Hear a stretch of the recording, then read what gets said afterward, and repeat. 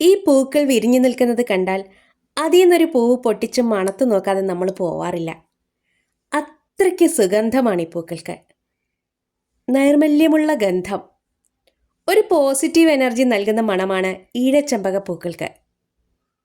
അലറിപ്പാല, അമ്പലപ്പാല, കുങ്കുമപ്പാല എന്നൊക്കെ വിളിക്കുന്ന ഈ ചെറുമരം അമ്പലങ്ങളിലും കാവുകളിലുമൊക്കെയാണ് സാധാരണ കാണാറുള്ളത്. പവിത്രതയോടെ വളർത്തേണ്ട ഒരു മരമാണ് ചെമ്പകം. അതുകൊണ്ട് തന്നെ വീടുകളിൽ ഇത് വളർത്താറില്ല. വളർത്തുന്നത് കൊണ്ട് കുഴപ്പമില്ല.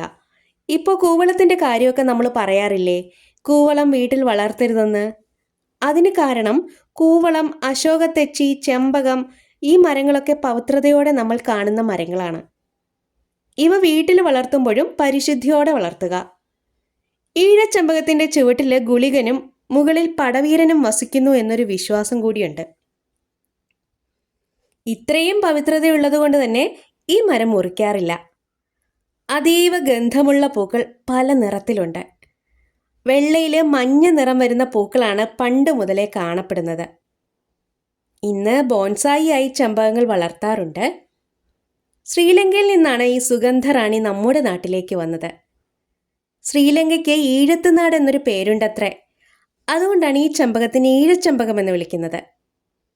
ഒരു ചെറു മരമായി വളരുന്ന ചെമ്പകത്തിൻ്റെ സ്റ്റെമ്മിന് ബലമില്ല, പെട്ടെന്നാണ് ഒടിയുന്നത്.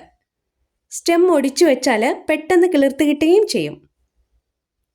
ഒരു ചെറുമരം നിറയെ സുഗന്ധവും വഹിച്ചു നിൽക്കുന്ന ഒരു സുഗന്ധറാണി തന്നെയാണ് ഈഴച്ചെമ്പകം. വീഡിയോ ഇഷ്ടമായാൽ ഒരു ലൈക്ക്.